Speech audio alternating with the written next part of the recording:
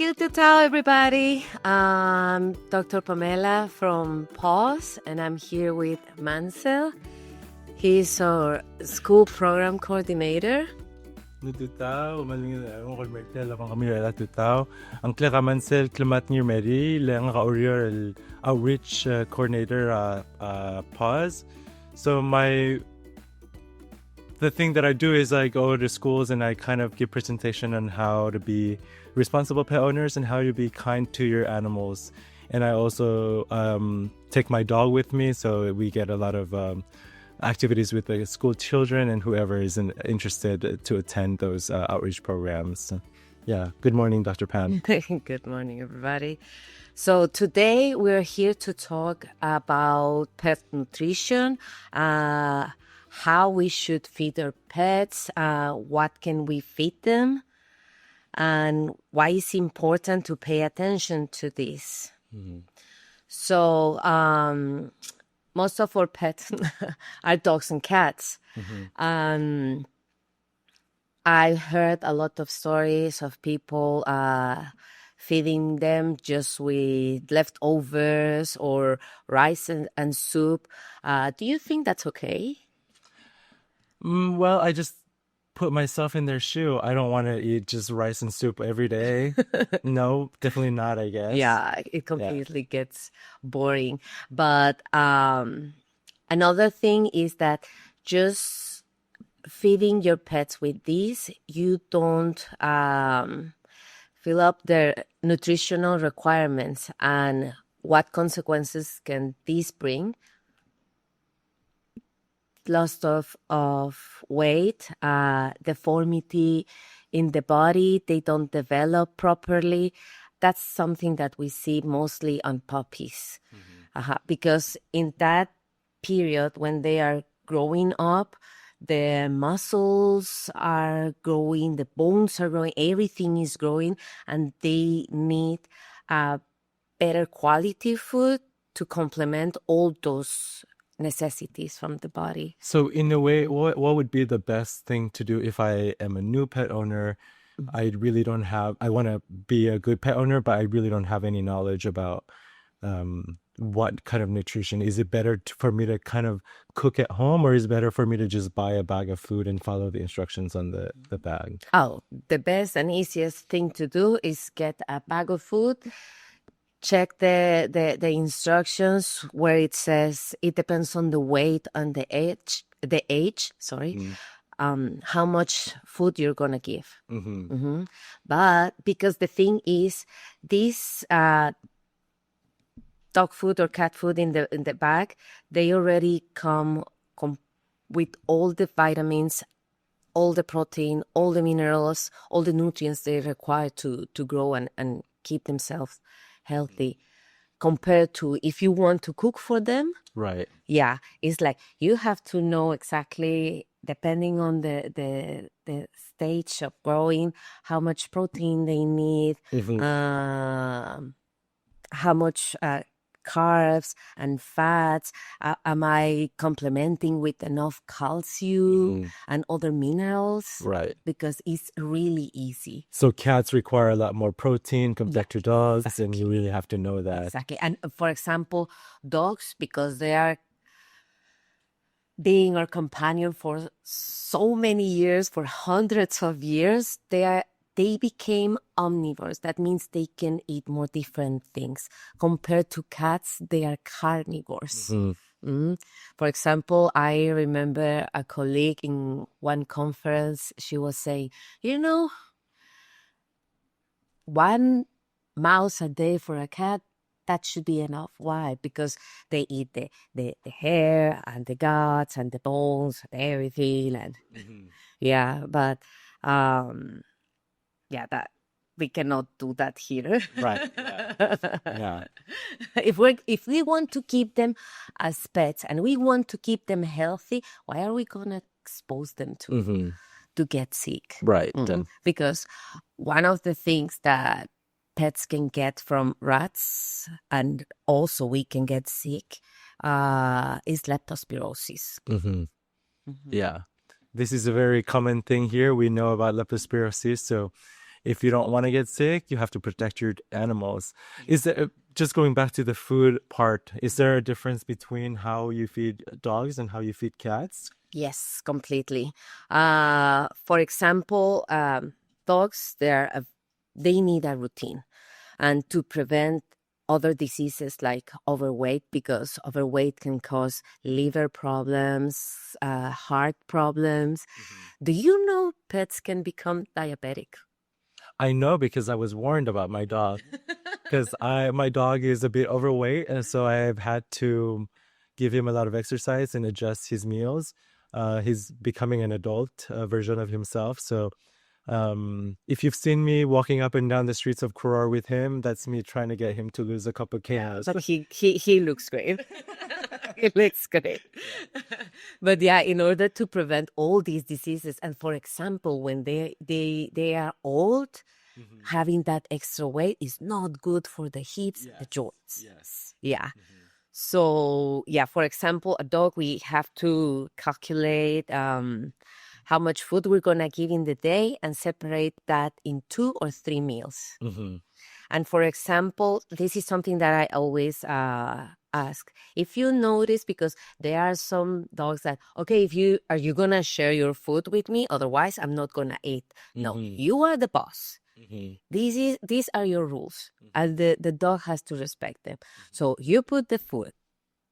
If they don't finish it, you have to remove it. So then they learn to eat when you want, not whenever they want. Right. And that way we prevent overweight, or, for example, when they get sick, sometimes I like to send medicine once or twice a day, and they have to be given with food. Yeah. Exactly. So if the animal is used of eating twice a day, that's perfect for treatments. And they need clean water. That is very important. Yes. Most dogs and cats will not even, if you have a clean source of food or water, they will go to that.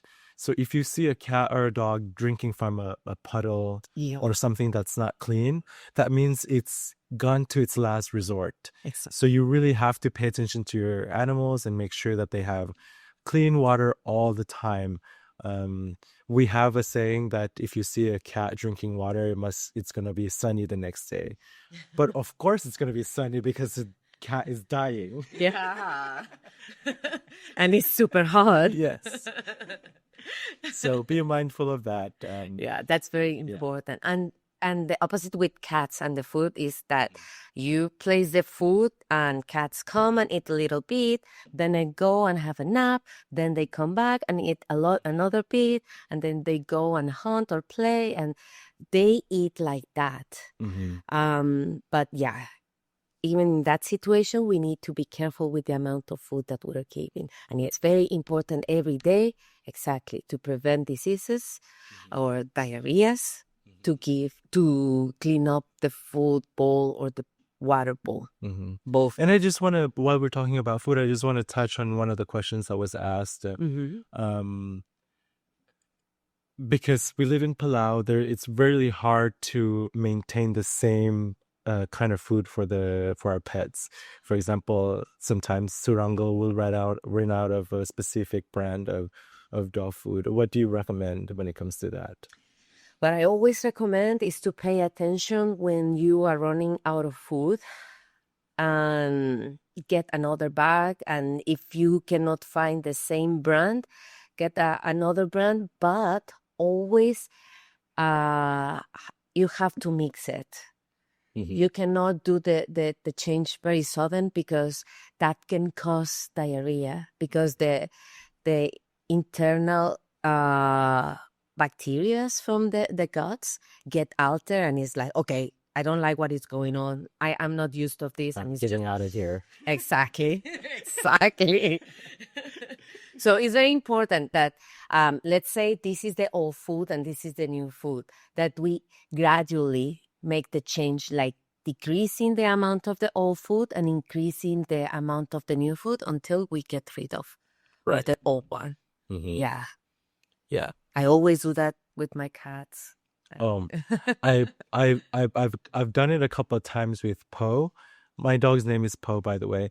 I've done it a couple of times with him just because I wasn't responsible enough to have enough of the current dog food. So I would just go to the gas station and buy whatever they have. And good for Poe. I think he has really good gut health.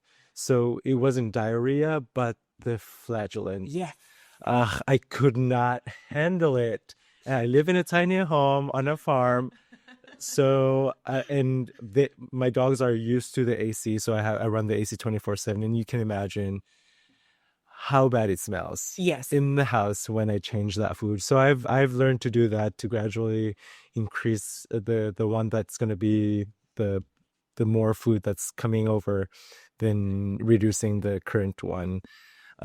It's very important to do that. Yeah. And they're going to feel uncomfortable, all gassy. And Yeah. So it's better to prevent that. Yeah. And Poe really, he tells me that he's not feeling well. Like he'll come around me and then release the gas. Just rub the, yeah. You're paying the consequences. Yes. Just like, that to your... you did that to me, so you have to pay. No, so yeah, it's very important to change the food gradually. And the other thing that why we should not share our leftovers is because, for example, I like to cook with spice, Salt and with pepper, pepper and paprika, the smoked paprika. Onions, garlic. Garlic. So good. Exactly. And the thing is, all these spices can cause gastric irritation. That's one. And second one, the delicious garlic and onions, that can cause anemia in our pets. What means that the blood is getting thinner. Thinner and thinner, and they can bleed to death if they have a scratch. Yeah, and we want to save you money. Yeah. Yeah, we like to cook with fat too. Fry things.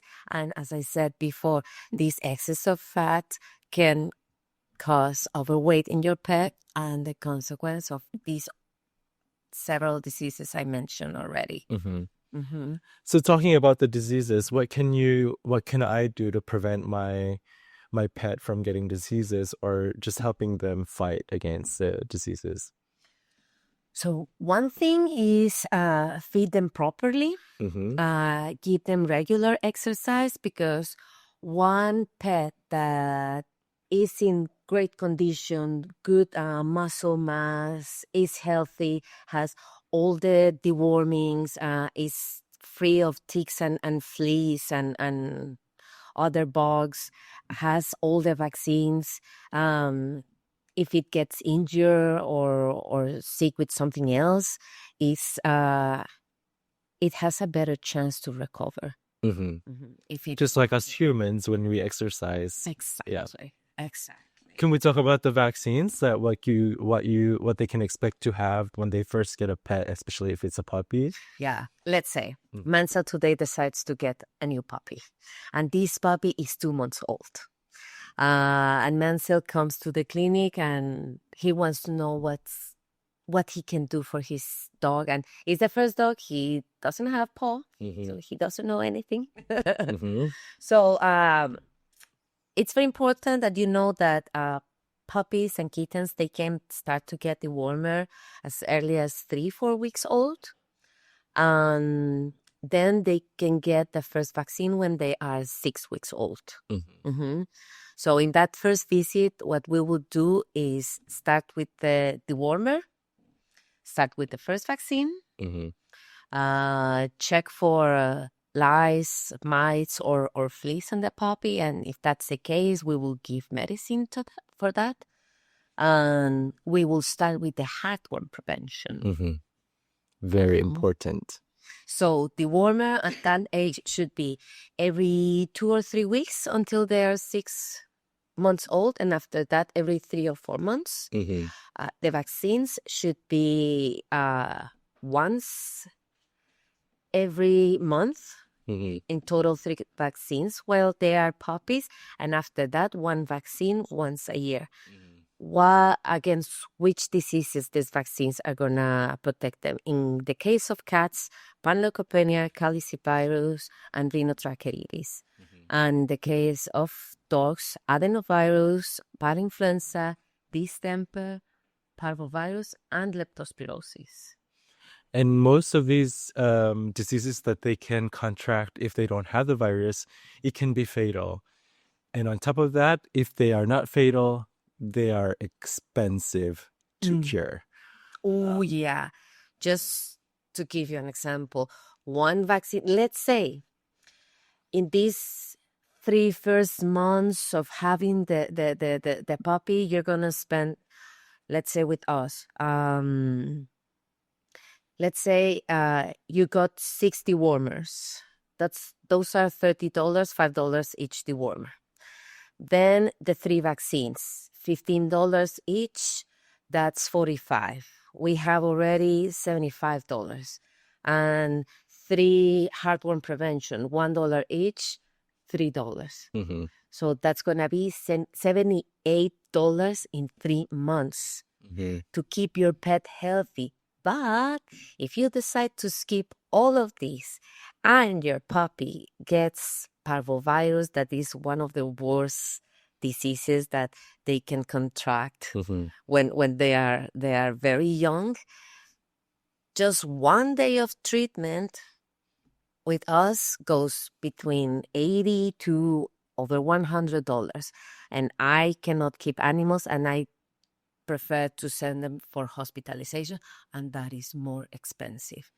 So just to give you guys an idea, I always tell this story because it really hit me hard. Sera الجري أرمغ البيليس الدير puppy أجيم لك California. And one day I decided that this was during COVID and we were just getting restless. So I was like, we need to go to the beach. Maknilo Armag Albilis in Mara Beach, and he was playing around with other dogs at the beach. I didn't realize that he really needed to get vaccinated, but of course it's during COVID, so I couldn't go to the vet. And he ended up contracting parvovirus. And luckily we found a vet that was a couple hours of driving away from where we were living at the time. Brought him there, they tested him, and he was positive. And of course, like, I know this, like, when a puppy contracts parvovirus, it's almost fatal. And I did not want that to happen. So I admitted my dog to the facilities, and he came out a week later. He was still weak, but he was in clear weather. When the bill came, oh my goodness, it was $5,000 just for the medication that he needed. And for the stay, it was another $5,000. So overall, it was almost just a little bit over $10,000. And I was not in a place to pay that. Of course, there are payment plans and stuff like that, but you never want to get yourself in a hole like that. And that's just one dog. So if you want multiple pets, what did you say? $78 in 3 months? Exactly. That's nothing compared to $10,000. Exactly. And it racks up. The prices will rack up. And I understand. So if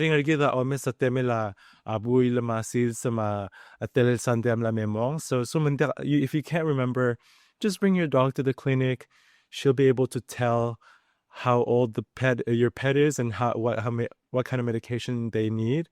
And they'll also set up appointments for future vaccinations and stuff like that. So you won't have to remember. You can just put it on your phone and forget about it. Yeah. Let's use all the tools we have available. Yeah, let's set alarms and to remember the appointments. Because, yeah, all of these we're telling you because this way you're going to take better care of your pet and better care of your pocket too.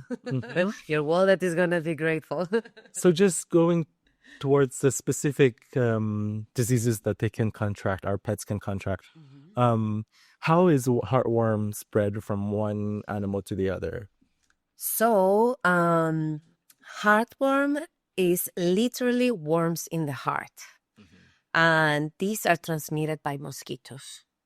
So when the dog's heart is already infected and having these adult worms are having babies, the microfilaries, and these are traveling around the bloodstream. So the mosquito comes, bite the dog, takes the blood, and with the microfillaries, and then goes to another dog, and that's how they transmit the disease.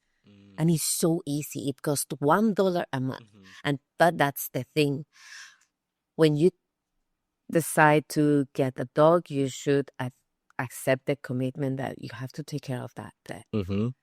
And and compare with the treatment is just $1 a month. $12. Like the other day, I was telling to this owner after the bill, like, with what you pay now for the heartworm treatment of your dog, you could cover the prevention for several years. Yes, I completely agree. And it's actually for Core State, people who live in Core State, just yesterday was our it was like your yard inspection day. In Palawan, in Palawan it's called ASE. Like the Core State Public Works will come and look at your yard and give you a grade. Basically, I got 100. But they will tell you what's wrong with your yard, if your grass is too tall, or if you have containers around that are accumulating water that would breed mosquitoes. They'll give you a grade for that. And a part of what you should do to make sure that your home environment is clean is to vaccinate your dog.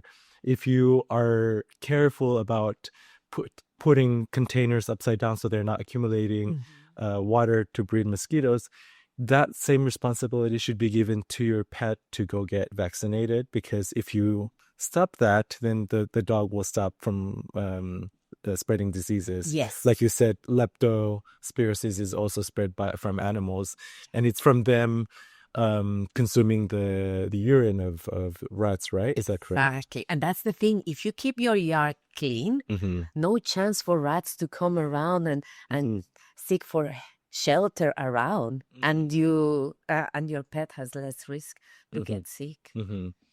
But also in that sense, even though you don't see rats around, you can still get it because your pet is also running around. So if you want to protect yourself, you always have to vaccinate your pet first, and therefore you have at least a boundary between between your pet and the rats that are.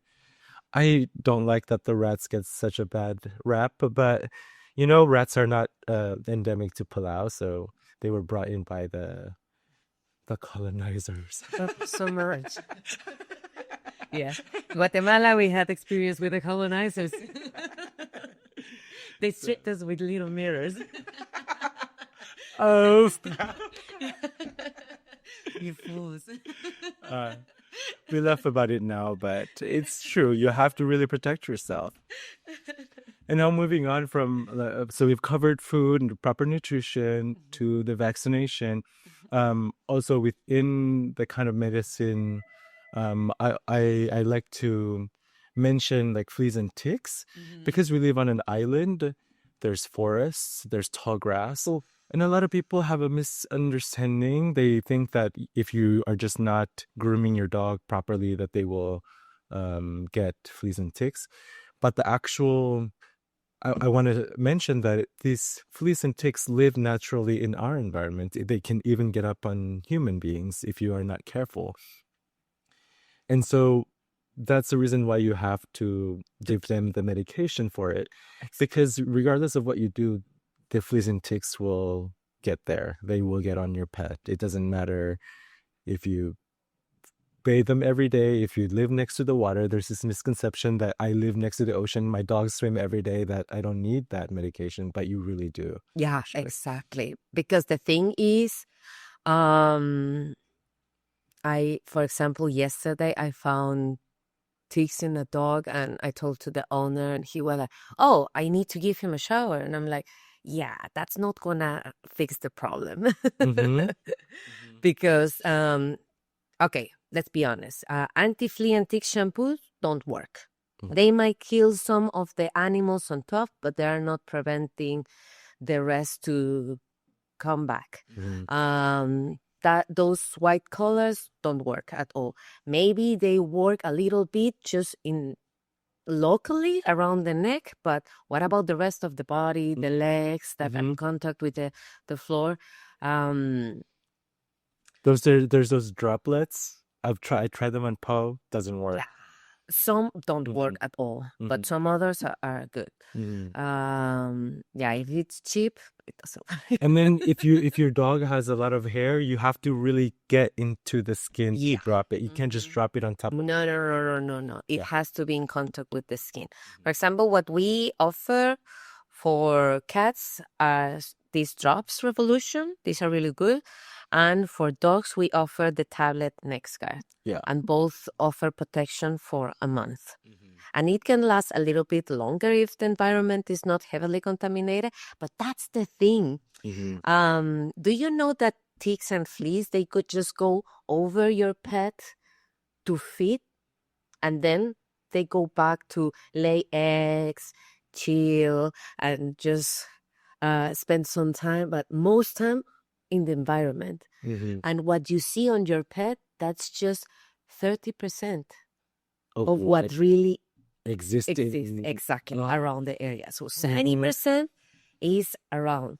Okay. God. Do you know that the tick can walk over a mile? I actually found out this is recently when you told me, and that it can go to sleep for like a year. Exactly. They come and it's like, okay, there's no one around, so I'm just gonna sleep for a year. So convenient. Those animals are very resilient. Until it smells carbon dioxide from your dog, and it's like, I'm up. I'm gonna attach myself to this huge thing that has a lot of blood. And how much blood can one take? Oh my God. Let's say 2 cc's per tick, and imagine that your dog has 1 tick in every centimeter of the skin. Imagine all the amount of blood that poor animal is losing a day. And he's like, okay, this one is already full. Oh, there's another one coming. And he's like constantly feeding them. And that's one thing. They are not just sucking the blood out of your pet. They can also transmit diseases. Yeah.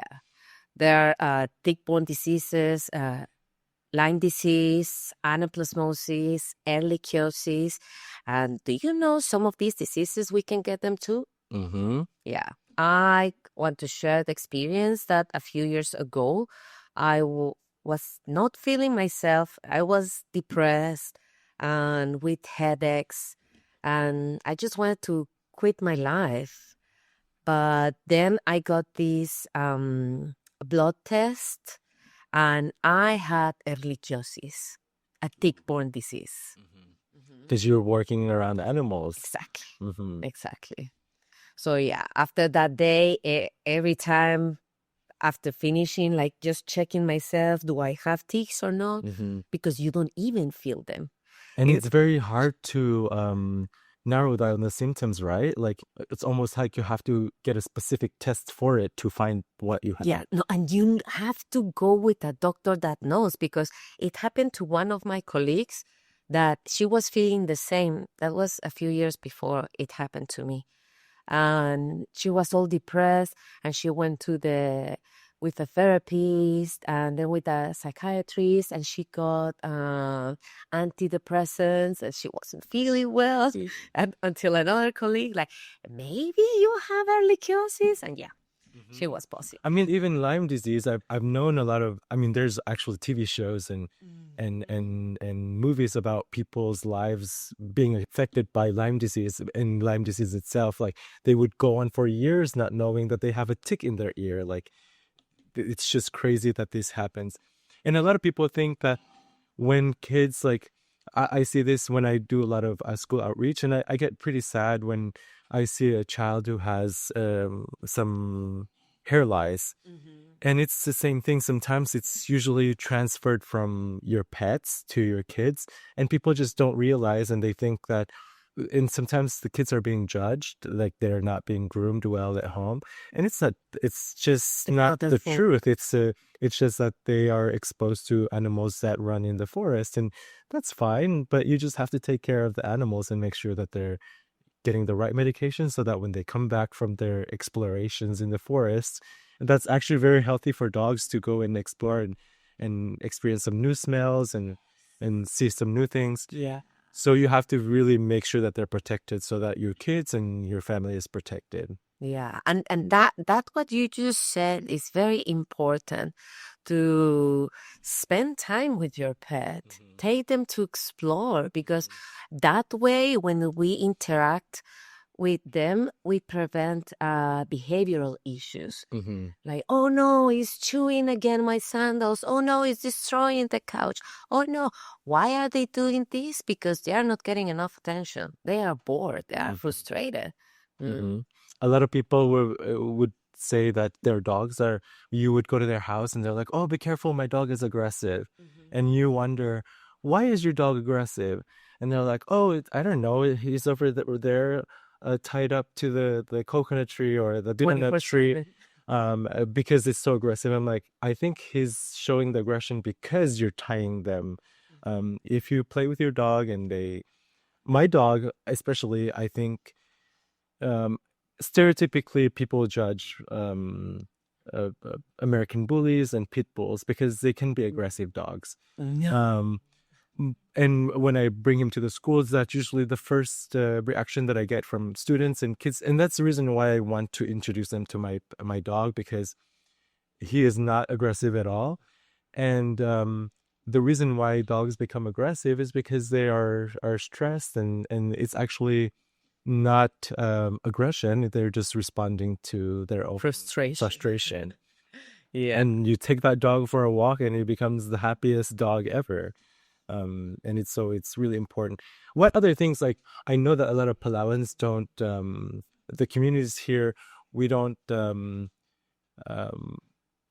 really have inside pets. My dogs are inside pets because they are paid for by insurance. They're required to kind of be living with me, but in most cases people are not, it's not customary to have dogs living in the same spaces as you. What can you recommend so that people can better take care of their dogs while having outdoor animals? Well, try to find a way to interact with their pets and spend time with them. Do you know having a pet can improve your health enormously?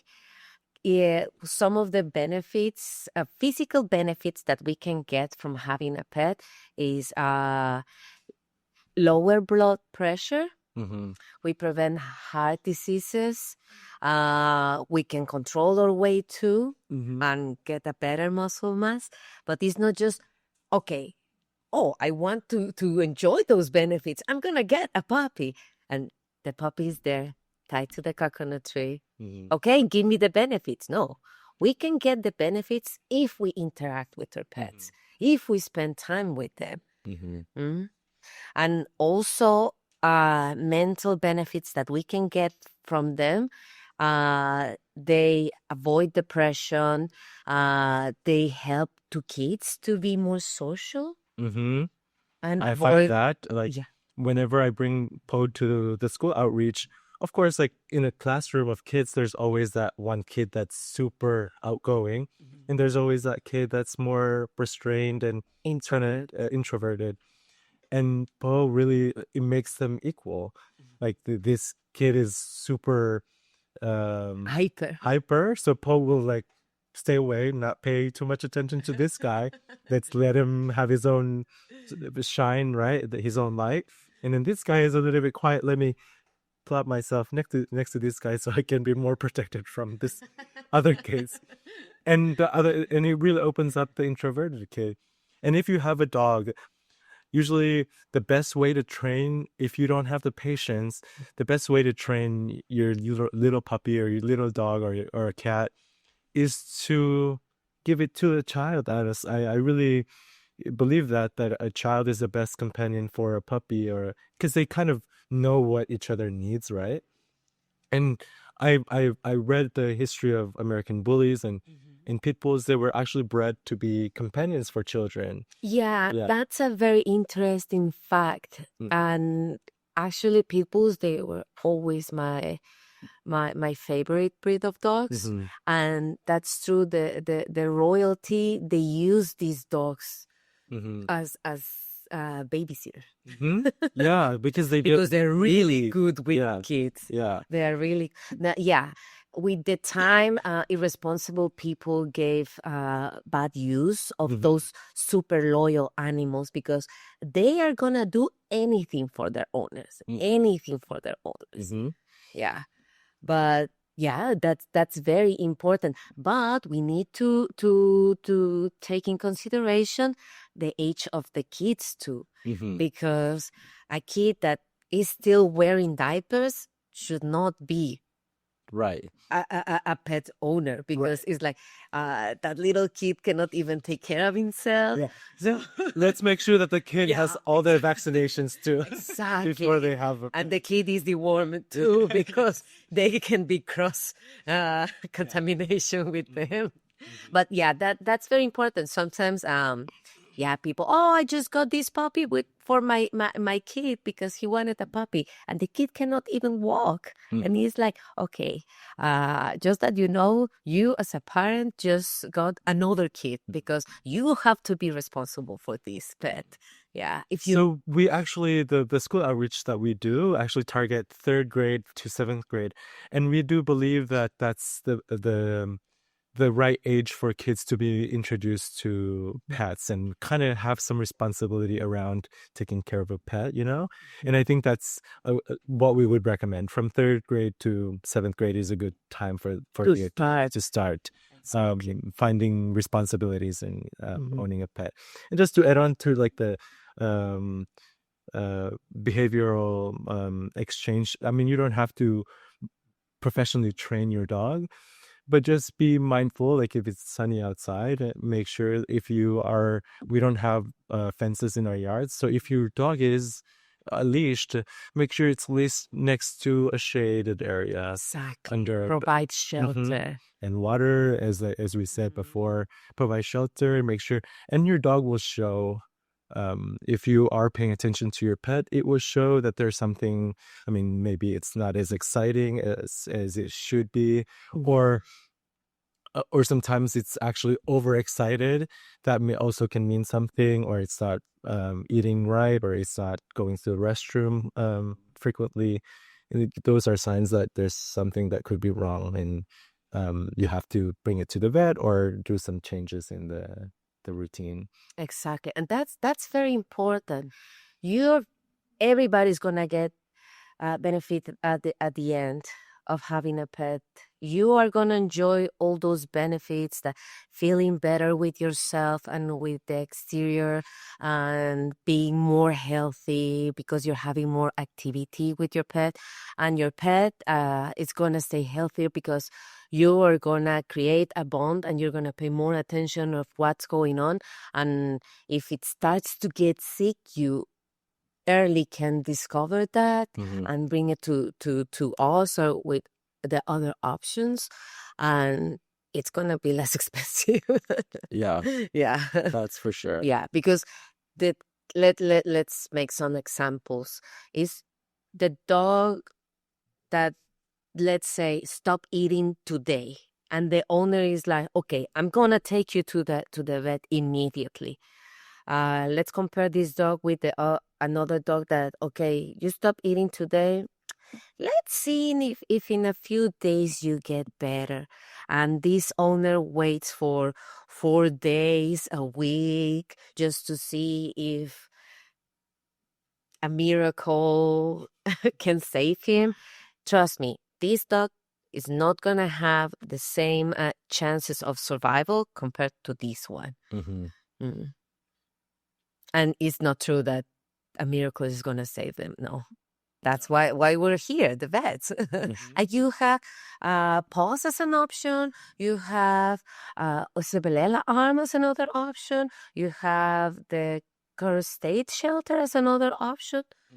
You have 3 professionals working in Palau to take care of your pet. You have options. So Paws is located behind PIDC in Topside. Solela Arm is located right next to the Cultural Center and Old Age Center, Madalai. And then, of course, Animal Shelter, Corsair Animal Shelter, Angarang Milal. And if you go to any one of those locations and they can't help you, they will refer you. Is that right? You will refer them to Yeah, Dr. Christine. that's what we do. Mhm. If we are busy or it's a case that we cannot handle, we work with each other. Mhm. So don't think that you're going to go to one, you're going to miss an opportunity or a better care. You can always, if they cannot provide it, they will let you go to the next one. Because you cannot keep animals overnight, right? That's the thing, Yeah. exactly. Mhm. The place that we have is very small and we cannot keep animals. So yeah, if they require hospitalization, I send them with Dr. Decina. Mm-hmm. Yeah. And that is, again, very expensive. Regardless of what it is, if they have to be hospitalized, then it's going to be a costly endeavor. That's something that you should think when you acquire a pet, that first you need to be responsible for that life. Because that animal has feelings, can feel pain, can feel depressed, and you are responsible for that. Second, that it's a commitment of at least 10 years with a dog. Do you know a dog? Well, it depends on the size, but it can live in between 12 and 16 years, and a cat can live up to 25 years. Yeah. And yeah, we went to the Rock Islands, not this weekend, but the last weekend. We went to Carp. Do you know Dr. Mackenzie?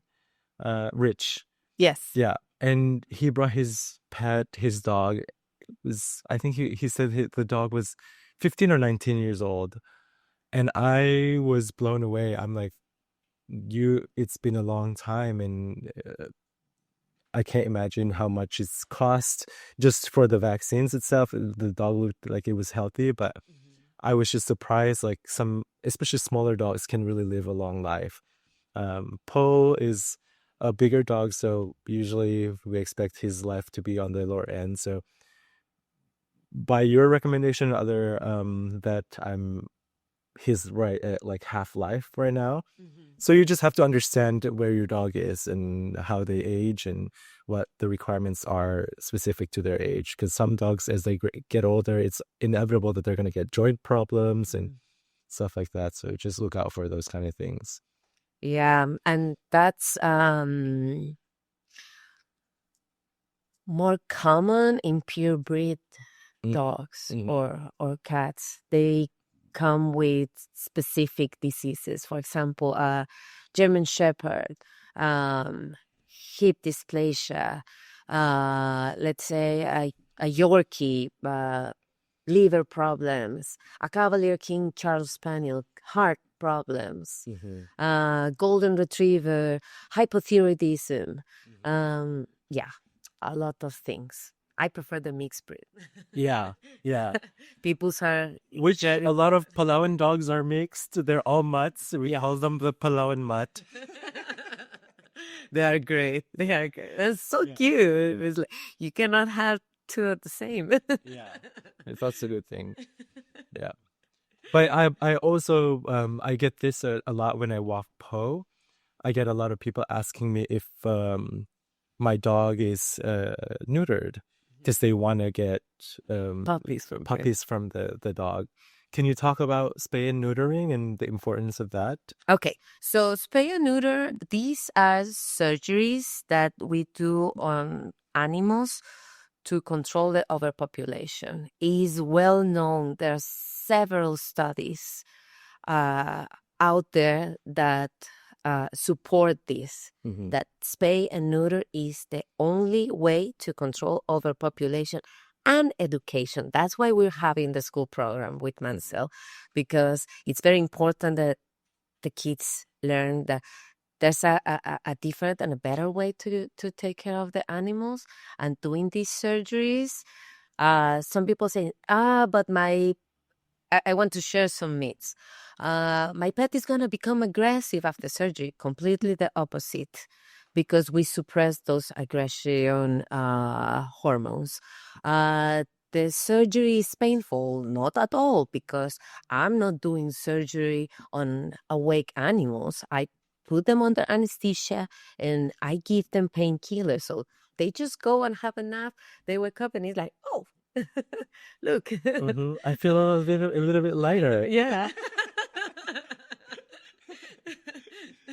And I want to share, for example, I got the surgery a few years ago, and it was like that. I just woke up and, really? Was it that fast? And yeah, check your belly. And it's like, oh yeah, it's true. I have a scar.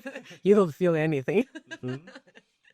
Yeah, for us, it's very important to take proper care of the animals and don't allow them to suffer necessarily. Another thing is, oh no, but the surgery is too expensive. Not at all. Do you know that we have this promotion where you pay nothing? The surgery is completely free, and on top of that, we give you $10 per animal. We give them the warmer. We give hardware prevention if the animal is young. So you actually get paid, and it doesn't have to be your dog. It can be just any dog or cat. You bring them to the clinic, and if they are not fixed, Dr. Pam will perform the surgery, and you actually get paid for it. And we've had people that would just go out there, collect other pets, and bring them right to the clinic or your outreach clinic, and you actually perform the surgery, and they get paid, and that ultimately is good for the community. Exactly. Oh my God. Yeah. In that way, we help the community. One, because we are preventing unwanted puppies and kittens. Two, we are teaching to the kids and the rest of the community to be more considerate with animals. Three, we're keeping the streets and everywhere cleaner. If we don't have that many extra animals without homes, there are less chance for you to step on poop. Or, for example, the kids playing outside and touching the grass and then touching their mouths. It's less risk for them to get diseases like intestinal wounds. Let's be honest. I think we can be honest here. If you are not taking care of your pet and it's just a wild roaming dog, it might as well be the same as the rat that you don't want in your yard, and it's like bringing diseases. If the dog is not taken care of because it doesn't have a home, because it's a result of unwanted pregnant dog or unwanted pregnant cat, it can be just as bad as a rat that you don't want in your yard. How often can a dog or a cat have baby in a year? A dog twice a year, like every 6 months. And a cat 3 times a year. Yeah. And let's say, for example, in the case of a cat, I have this and dog happened to a lady. She got a cat, and 2 years later, she had like 20 cats in her house. Because let's say this cat number 1 has 3 kittens and the first litter. Of those 3 kittens, 2 are females. 4 months later, she's pregnant again. And then she gives birth to 3 more kittens and 2 more females. For the 3rd time she's gonna give birth, the first 2 kittens gave birth for the first time. So imagine that. We have 9 from her and the other 2 females that had 3 kittens each. That will be 15 cats in 1 year. And then the other kittens from the second litter are already pregnant. It's like... So you can imagine that those cats are living in someone else's house. Can you imagine if they were living in a forest in Irai, or the impact that is gonna have for our birds, for the local animals? They don't have a chance. I mean, cats climb trees, they dig in the ground, they do everything that all our animals can do. All the birds of prey, the predators out there, they're all going to be the cats are going to be on the top of the food chain, and it would be up to us humans to Exactly. intervene. Exactly. Mhm. And cats are very small animals and very easy. Mhm. It's like you have a cat, it's so easy to keep indoors. I have 2 cats here Mhm. and they are strictly indoors. They can only go to around the balcony if we are in the house, if they are under supervision, because there are some big dogs around and Mhm. I don't want to deal with accidents. Right. But yeah, cats are super easy. You just place a litter box and change it regularly because yeah, otherwise you're gonna deal with problems. They're gonna start to pee outside, pee somewhere else. But yeah, if you clean up regularly, that's enough. Mhm. Yeah. For example, what I do is I scoop the poop and I toss it to the toilet and I just flush. Mhm. And every 3 days, completely change the litter and clean up the litter box, and that keeps them healthy and no accidents, no problem.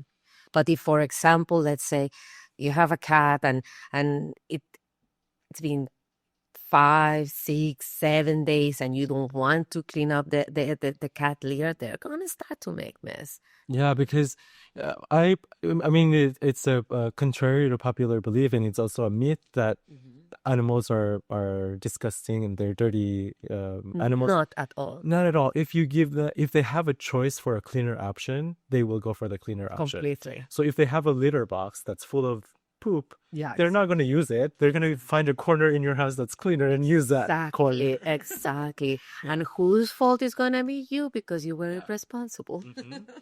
And actually, people think like if you have dogs that poop in your yard, if they are your dogs, then there's some problems with them. Like they must be a bit disappointed in you because your dog, if they know where your house is, they won't poop or pee in your yard. They go to other places or places where they don't consider home.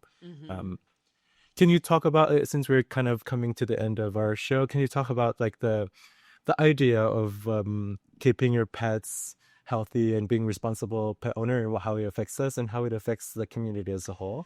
So, one of the things that we're using to teach to the kids is the One Health approach, that it says that everything should be in balance, keeping healthy people, healthy animals, and healthy environment. And that's what we've been talking all this time. As we said, preventing unwanted kittens and puppies, we're going to have a cleaner environment with less poop, less chance to get people or other animals sick. If we take care of our pets, we're keeping them healthy, we're going to prevent humans to get sick as well. So it is all a circle. And if we take care of ourselves, we're taking care of the rest. Yeah. And I just want to add that Nat Punk, be ready. We're coming tomorrow on Thursday. I'm actually coming to the school in Nitbang today, this afternoon. I have an outreach program from 1:30 to 2:30 at the school there. If you guys want to come in and see how it goes and see your kids interact with Paul. Poe is if you go to my Instagram, you can see pictures of him. He's a American bully, and he's gonna show some tricks to the kids. So if you guys want to stop by, you're more than welcome. But all of this, what we're doing with the radio show and the school outreach, are all culminating to the final event, this year's Paws, Palau Animal Welfare Society's 25th anniversary. So we're having a dog show on November 9th. If you guys are interested, you guys can enter your dog there's going to be a number of categories that they can enter, like the best smile, the best wagging tail, the happiest dog, The best tricks. the best tricks. But also going with that, as I'm going to the schools, I'm going to introduce them to another contest that we have where a child can take a video or do a presentation about how they've been a responsible pet owner or how they've been good and kind to animals around them. And that will get them a really good price at the end, right? Yes. We promise. Yeah. We promise. It's going to be a fun day. So it's November 9th at Mid-Senti Gym. It's going to be a good day. It's going to be in the afternoon, and we're going to have some flyers out, so look out for that. Yes. So, okay, just remember, not pang. Tomorrow we're going to be in the summer house next to the state office. And on Thursday, we're going to be in the summer house in Coxsackie Market. So thank you so much for being with us today. Thank you.